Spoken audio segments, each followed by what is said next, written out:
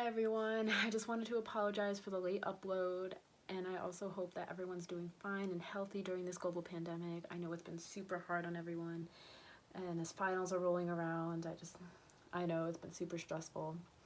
So anyway, for my TED Talk, I will be addressing the issues of the opportunity gap in the United States and what it's like to be a student of color versus, their white peers. So in the United States, there's a social injustice called the opportunity gap, which was formerly known as the achievement gap. And we no longer use the term achievement gap because it implies that it is the student's fault for their academic outcomes not being as well as their white peers. So the opportunity gap basically states that factors such as race, class, ethnicity, gender, and more can determine your opportunities in life. And today I'll mainly be focusing on race and ethnicity, and what schooling is like for children of color. And first, I wanted to explain the difference between race and ethnicity because these terms are interchangeably used and can confuse many, including myself.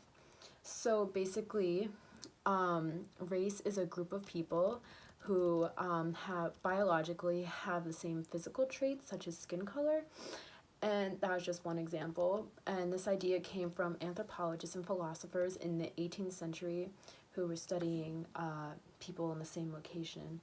And ethnicity focuses on people with the same culture, religion, language, and nationality. And it is important, to self-identify because you can build a connection with your roots and have a sense of belongingness in the classroom. So this as well can help teachers too because they can be more aware of their students and their students' backgrounds. So there are many ways a teacher can be racially and ethnically aware of their students, like maintaining high expectations for all students. And, not just the ones who are doing better, and, learning faster and participating more, like every student. And you could also create a nurturing environment for your classroom to avoid negative response from students. So what I mean by this, instead of taking like a more instructor approach, you can take a more facilitator approach. And so as a future educator, I would like to engage in cultural competency so I can eliminate possible racism in the classroom. Personally, I believe that it's just not enough to be not racist. I love to be, culturally aware of all my students, and what I mean by it's not enough to be not just not racist. I mean, we live in a society where not everyone's best interest is at heart. There are advantages and disadvantages. To look at a real life example, I researched my old high school, Saratoga Springs High, and compared its statistics to Schenectady High School, which is an urban school in the capital region. And so, basically, Saratoga School offers grades 9 through 12 and has approximately 2,212 students as of 2020. And out of these students, 92% are white, 3% black, 3% Hispanic, and 1% Asian, and 1% being of mixed races. Based off of mathematics and reading proficiency scores, the high school ranked 5% out of all New York schools for the 2016 and 2017 school year.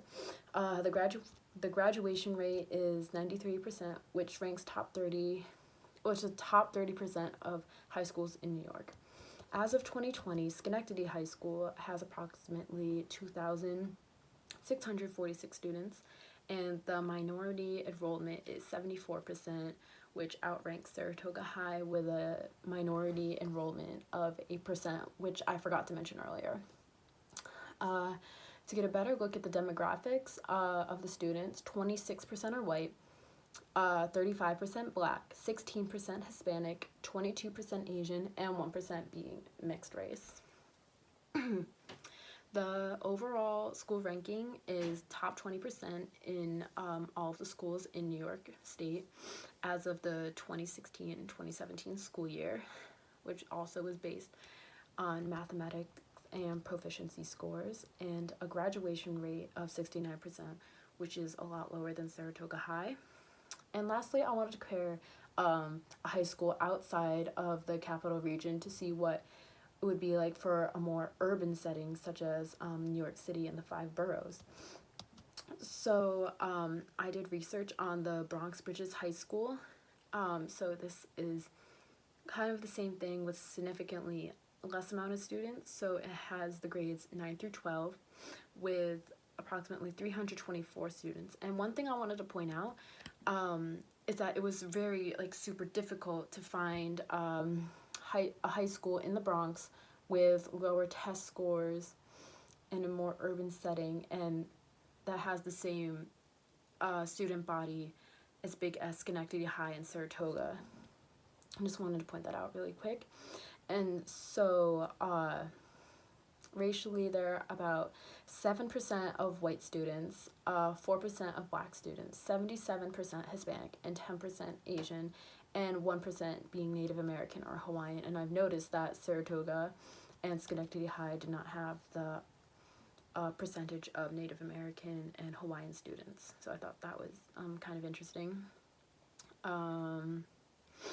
What's really interesting is the fact that the Bronx High School actually has a 83% eligibility for free lunch. Meanwhile, Schenectady has 77%, and Saratoga's eligibility for free lunch is 16%. This is one of the many examples of the system not being in favor of lower income minority students and being in favor for white higher income students.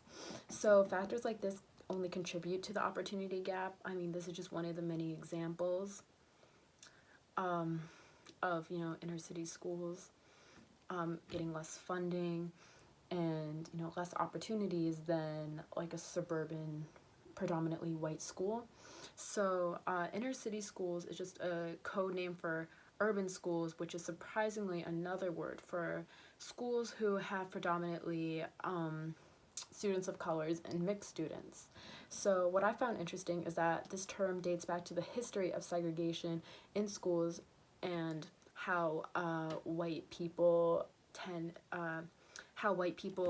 moved out of these urban areas into suburban areas.